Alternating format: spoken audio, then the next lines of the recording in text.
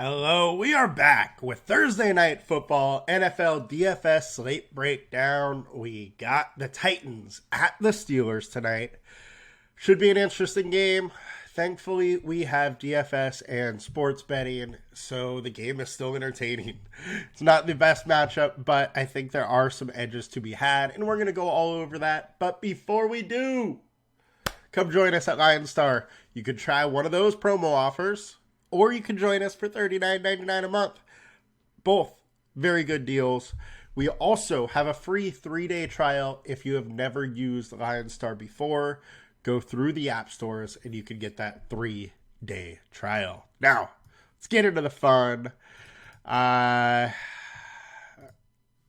We got an interesting Tennessee at Pittsburgh game. 36.5 game total.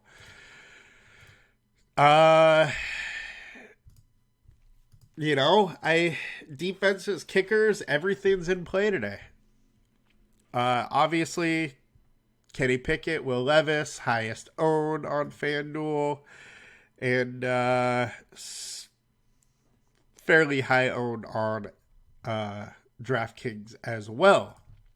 So, if we look at the flex ownership, Pickens, Henry, and Deontay Johnson have the most ownership. Connor Hayward is a surprise fourth. I do like Hayward's outlook.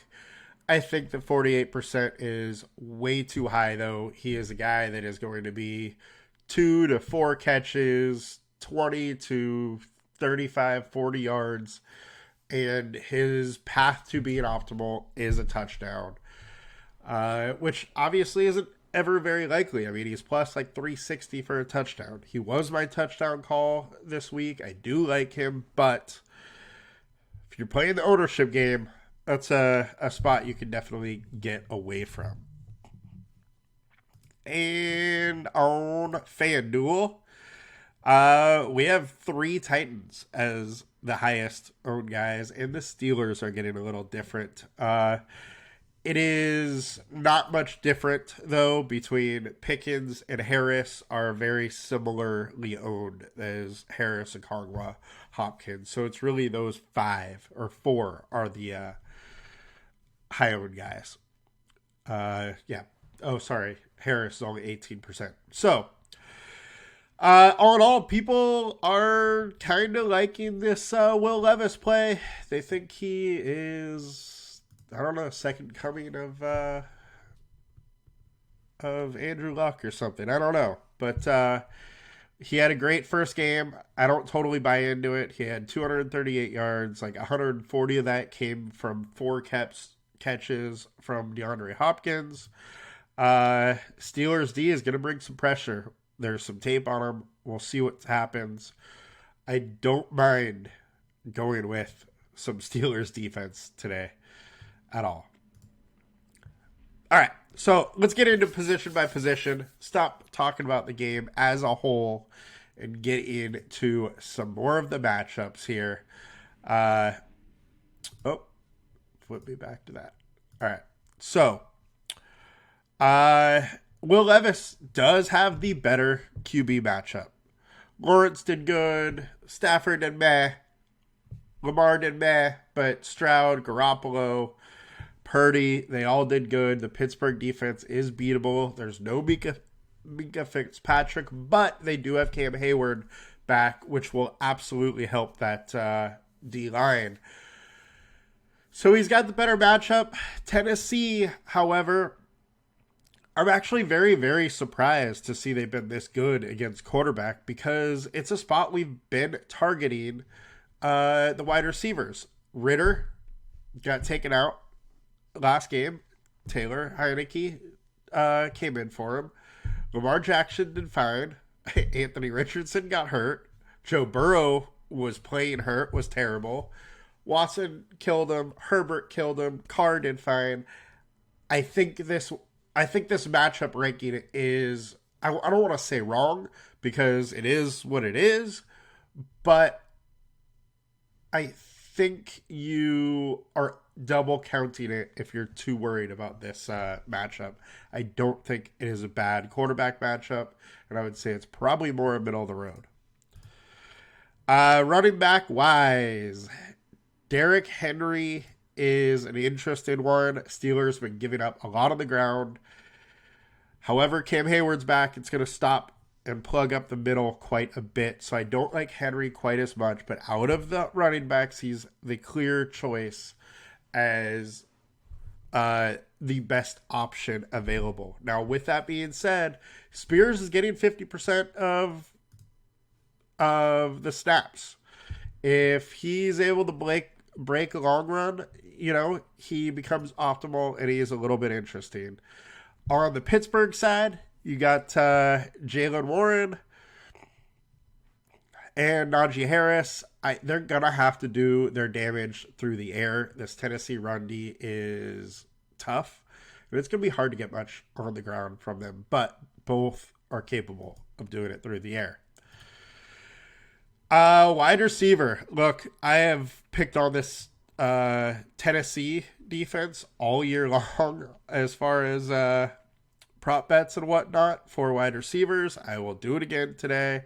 I think Pickens is in a fine spot. Johnson, I do like. The issue with Johnson, he has not been getting touchdowns. 14 targets, 8 for 85, no touchdowns. 6 targets, 5 for 79, no touchdowns. No touchdown, no touchdown, no touchdown. You have to go back to 2021 to when he had his last touchdown. Ben Roethlisberger threw him his last touchdown. So while I love Deontay, I think he is an excellent receiver. He's not getting in the end zone. So this is a situation, if he's high owned, I'm off. If he's low owned, I'm very much on. His touchdowns are going to make or break him. And frankly, he doesn't like to get in the end zone. With the Steelers, he is somewhat allergic to it. So I don't love Deontay. DeAndre Hopkins, on paper, has the best matchup on the slate. He absolutely just crushed Atlanta. Will Levis did learn, just throw it up to DeAndre, and good things happen. So I have to assume that that's going to happen again, that they're going to be throwing Hopkins' way, and Hopkins can absolutely make the Steelers pay. Nick Westbrook-Akine, I don't mind him whatsoever. His targets are a little low. He's not getting a ton of targets, but he is a very solid receiver and can make a big play happen, as he did last week. The issue: will he be able to produce enough? I'm not quite sure. But Burks is going to be much higher owned than him. And Burks only had 2 targets last week. Burks has not been getting a lot of targets either. So if you have Westbrook-Akine in a better matchup, lower owned, and getting similar targets, why wouldn't you take him over Burks? Allen Robinson's been pretty much a non-factor. He's barely got targeted outside of Baltimore. So I don't love him, don't hate him. He's at least on the field. Just don't love it. Tight end wise, I think that both are fine. Both have the same issues. Okonwa, you really never know how much he's going to be used, but at least he has some elite athleticism and can break a big play. So I like that aspect of him. Connor Haywood, on the other side, he's not breaking you a big play. He's going to get the air yards passed to him and fall down. Hopefully one of those are in a touchdown. That's what you're hoping with for him. He is somewhat involved in the offense. He had 5 catches for 24 yards, 2 for 23, 3 for 23, but I think that's what you can expect for him. Outside of a touchdown, he's not going to do it for you. All right, let's go into more of the ownership here. So quarterback-wise, we went over that. Running back, Derrick Henry's getting it all. As we talked about, that's how it should be. And on FanDuel, Derrick Henry's getting it. So no surprise there. Wide receiver. So we got Pickens, Deontay, and way down DeAndre Hopkins. Look at 21%. We already went over his matchups. There's a clear path to him being very good at that ownership. He's pricey, but I would pay for it. It's going to be hard to get too many offensive weapons in this game that really crush their salary, and one of them that could do it is DeAndre. Nick Westbrook-Akine, I think, is very interesting at 3,400. And oftentimes when we see a backup come in, we don't know who he likes to target more. He may be more in line with Westbrook-Akine because he's practiced with him a little bit more. Not always getting the number one reps. So I think that's an interesting little aspect of it that we should probably consider a little bit. And FanDuel wise, Hopkins, Pickens, Johnson, all of are interesting. As I said, I like Johnson. If he's at low ownership, I like him more. He is on FanDuel. So on FanDuel, I would like Deontay Johnson a little bit more. Playing these showdowns, you have to figure out how to get different to be able to win. And those little differences will make or break your night. You know, playing to get different, you may not cash as much, but you have a much higher chance of getting that big payday at the end of the day, which we're all working for. Tight end wise, Okongwu is getting all the ownership. No surprise on FanDuel. It is a bit different, though, on DraftKings with Hayward getting all the ownership. Now, 4,200 versus 2,800. I would rather play the 42 to go to Okongwu than I would Hayward at that ownership. Just because, look, that $1,400 savings isn't enough for the upside of which Okongwu has compared to Hayward. Hayward's medium projection is fine. He is a good value with his median projection. But his high, his ceiling is 14, you know, where Okongwu could be 20 or something like that because he breaks a big play. So there's a big difference in that. Even though projection-wise, 6.59, 5.28, they're not much different. The difference here is the range of outcomes. Okongwu, more likely to get 0, but also more likely to get 20. Whereas Hayward is 3 to 8 is his likely outcome. If he gets a touchdown, you know, maybe 14. DSTs. Steelers are picking up some ownership, which is kind of interesting to me because the Titan players are also picking up ownership. So I think that number is a little high. Steeler defense probably comes in a little lower than that. But I like the Steeler D. I don't mind the Titans either. Pickens has just been meh all season long, and I'm totally fine with going there. On FanDuel, very similar. Our projection likes Steelers way more.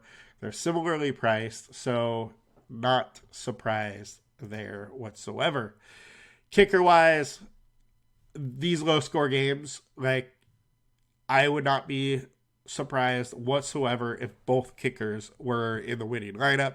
There's a very real chance this game ends 12-10, and one kicker has 4 field goals, the other has 3. You know, this game could be very, very ugly. So with that being said, make sure you are trying to get different.